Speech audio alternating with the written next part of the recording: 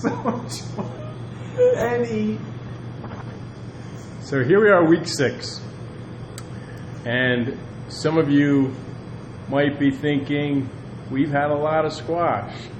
And some of you might be thinking, oh my Lord, what am I going to do with all this squash? So we're here at the butcher station.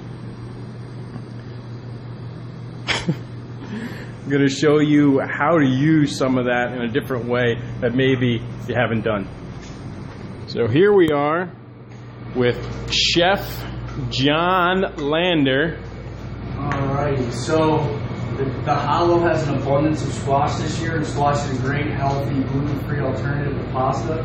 So today I'm just going to kind of demonstrate quickly how to use the squash instead of lasagna sheets. So here I'm just making the ricotta cheese blend. This is just a store-bought ricotta cheese. I'm going to add 2 eggs, about 3/4 of a cup of grated Parmesan cheese, about a tablespoon or so of basil, and about a tablespoon or so of parsley. You can also add salt and pepper to taste if you like. The Parmesan cheese is pretty salty, so I like to salt and pepper it at the end. Alright, so you can just stir that up. I have some made already here and some prepped already here. But you want to cut the squash nice and thin. I'm using a mandolin here, but you can also just slice it with a knife as thin as you can get it. So you're cutting that long ways, huh, John? Yes, long ways. Okay. So the important thing with squash is when you're using it in full water, so you want to soak it overnight. Is the best way. I mean, you can do it for half an hour or an hour, but if you really want to get most of that moisture out of there, you want to try and soak it overnight. So that's salt water? Salt water, correct. Huh. The salt water actually draws the moisture out of the squash.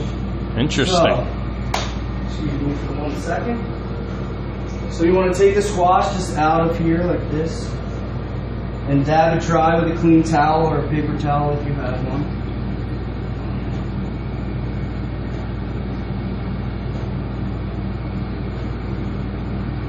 Nice dab. And then you can just layer just like you would a pasta sheet.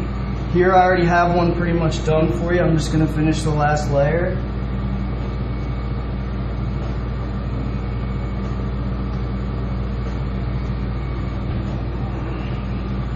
So first you can start with that ricotta cheese mixture I just made. And add a nice layer. You want to cover the whole.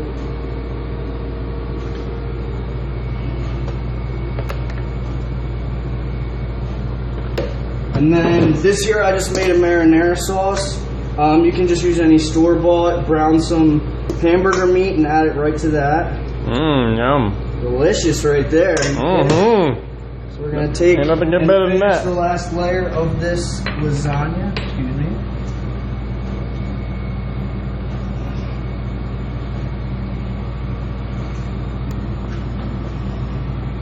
Dab it off nice and dry. You don't want a soggy, wet lasagna. Just finish off the top here.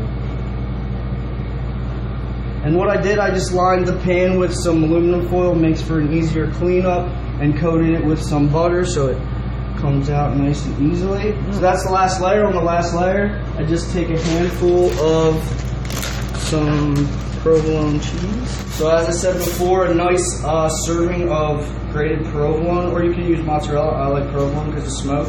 Cover it with aluminum foil, and you're going to want to bake it at about 400. I mean, this is probably about half the size of the pan that you guys are going to use. Most people use like a 9 by 13 inch pan.